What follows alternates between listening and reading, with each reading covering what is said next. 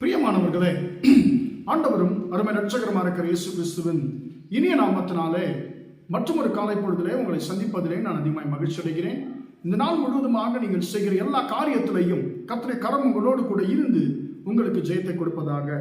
அன்பானவர்களே, உபாகமத்தின் புஸ்தகம் 5ஆம் அதிகாரம் 10ஆம் வசனம் இப்படியாக சொல்லுகிறது: என்னிடத்தில் அன்பு கூர்ந்து என் கட்டளைகளை கை கொள்ளுகிறவர்களுக்கோ 1000 தலைமுறை மட்டும் இரக்கம் செய்கிறவராய் இருக்கிறேன் என்று சொல்லி கர்த்தர் சொல்லுகிறார். எனக்கு அன்பானவர்களே, இந்த வசனம் என்ன சொல்லுகிறது என்று சொன்னால், கர்த்தருடைய இரக்கத்தை குறித்து நம்மோடு கூட இந்த வசனம் பேசுகிறது.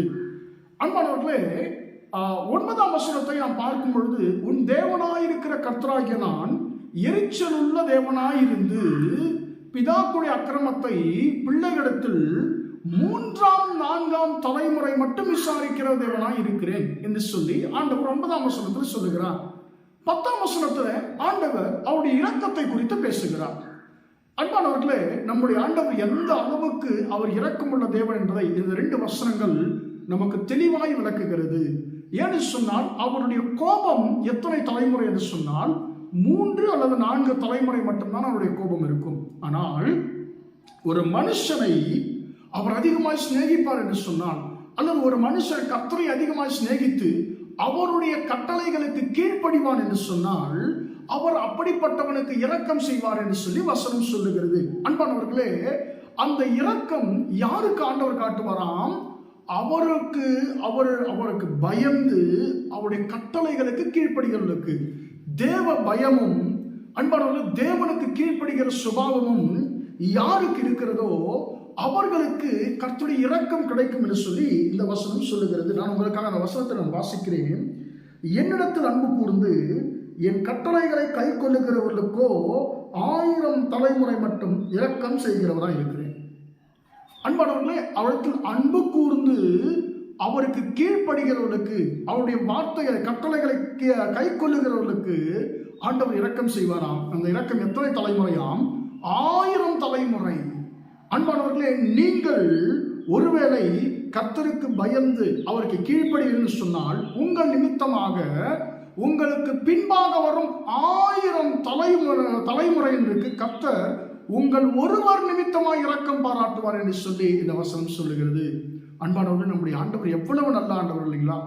அன்பானவர்களே, நம்ம எல்லாருமே நீங்க நினைப்பாங்க, பெற்றோர் எல்லா பெற்றோருமே நீங்க கேட்கும்போது உங்களுக்கு ஆசை என்ன ஆசை சொல்லுங்க என்று சொல்லி நான் பார்க்கணும். எனக்குன்னு எந்த ஆசையும் இல்லை, என்னுடைய பிள்ளைகள் நன்றாக இருக்க வேண்டும், என்னுடைய சந்ததிகள் நன்றாக இருக்க வேண்டும் என்று சொல்லி தான் நாம் யோசிப்போம். அன்பானவர்களே, உங்கள் பிள்ளைகள் நன்றாக இருக்க வேண்டும் என்று சொல்லி நீங்கள் நினைப்பீர்கள் என்று சொன்னால், அன்பானவர்களே, நீங்களும் நானும் சொத்து சேர்க்கிறதை விட மிக முக்கியமான ஒரு எளிய ஒரு வழி இருக்குங்க. என்ன தெரியுமா? கர்த்தரிடத்தில் அன்பு கூர்ந்து இயேசுவை நேசித்து அவருடைய வார்த்தைகளை நீங்களும் நானும் கை கொண்டால், அவருடைய வார்த்தைகளுக்கு கீழ்ப்படிந்தால் போதும், இந்த வேதத்தின்படி நீங்களும் நானும் நடந்தால் போதும், இது நம்முடைய பிள்ளைகளுக்கு 1000 தலைமுறைகளுக்கு நமக்கு பின்பாக வருகிற நம்முடைய 1000 தலைமுறையினருக்கு நாம் சொத்து சேர்த்து வைப்பதற்கு சமம் என்று சொல்லி இந்த வசனம் சொல்லுகிறது. எனவே எனக்கு அன்பானவர்களே, இந்த 2 விஷயங்களை நம்முடைய வாழ்க்கையிலே நாம் தொடர்ந்து பின்பற்றுவோமாக. கர்த்தரிடத்திலே அன்பு கூறுதலும் அவருடைய கட்டளைகள் கீழ்ப்படிதலும் நம்முடைய வாழ்க்கையில் இருக்கும் என்று சொன்னால், கர்த்தருடைய இரக்கம் உங்களுக்கும் எனக்கும் 1000 தலைமுறை மட்டும் அந்த இரக்கம் இருக்கும் என்று சொல்லி வசனம் சொல்லுகிறது. அன்பானவர்களே, தாவீது என்கிற மனுஷன் நமக்கு தெரியும். தாவீது அவர் மேய்ப்பனாய் இருந்தார், கர்த்தரிடத்தில் அவர் அன்பு கூர்ந்தார், கர்த்தருடைய கட்டளைகளுக்கு அவர் கீழ்ப்படிந்தார், அந்த கட்டளைகளை கை கொண்டார். அது நிமித்தமாய் கர்த்தருடைய இரக்கம் அவருக்கு கிடைத்தது. அவர் மேய்ப்பனாயிருந்தவர், ஆடு மேய்க்கிறவரான மனுஷன் ராஜாவாக உயர்த்தப்பட்டார். அது மட்டுமல்ல, அவர் ராஜாவாய் உயர்த்தப்பட்ட பின்பும் அவர் கர்த்தரிடத்தில் அன்பு கூர்ந்தார், கர்த்தருடைய கட்டளை கீழ்ப்படிந்து நடந்தபடியினாலே எனக்கு அன்பானவர்களே, இன்றை வரைக்கும் தாவீது மரித்து அன்பானவர்களே எத்தனையோ வருஷங்கள் ஆகிறது. அன்பானவர், தாவீது மரித்து 4000 வருஷங்கள் ஆகிறது. ஆனாலும் இன்றைக்கும் தாவீதின் சந்ததியாருக்கு அந்த இரக்கம் கர்த்தர் பாராட்டி கொண்டு வருகிறதை நம்முடைய நாட்களிலே நாம் இஸ்ரவேல் தேசத்தை வைத்து நாம் அறிந்து கொள்ள முடியும்.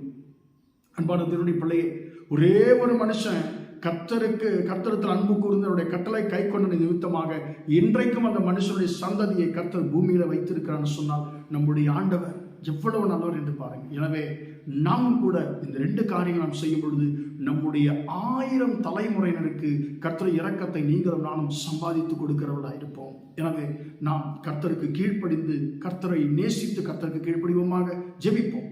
அன்பின் ஆண்டவரே, உம்மை நன்றியோடு துதிக்கிறோம், ஸ்தோத்திரிக்கிறோம். இம்மட்டுமாக இந்த வார்த்தைகளை கேட்ட உம்முடைய பிள்ளைகளை ஆசீர்வதியும் ஆண்டவரே.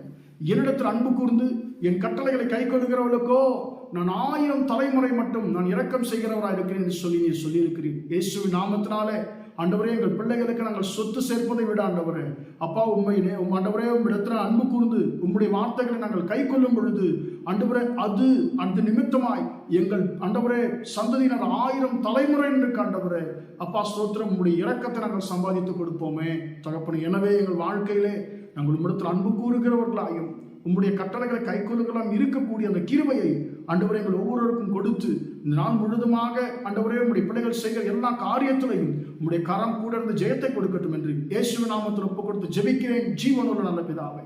ஆமென், ஆமென். பிரியமானவர்களே, கர்த்தர் உங்களை ஆசீர்வதிப்பார். Praise the Lord, praise the Lord.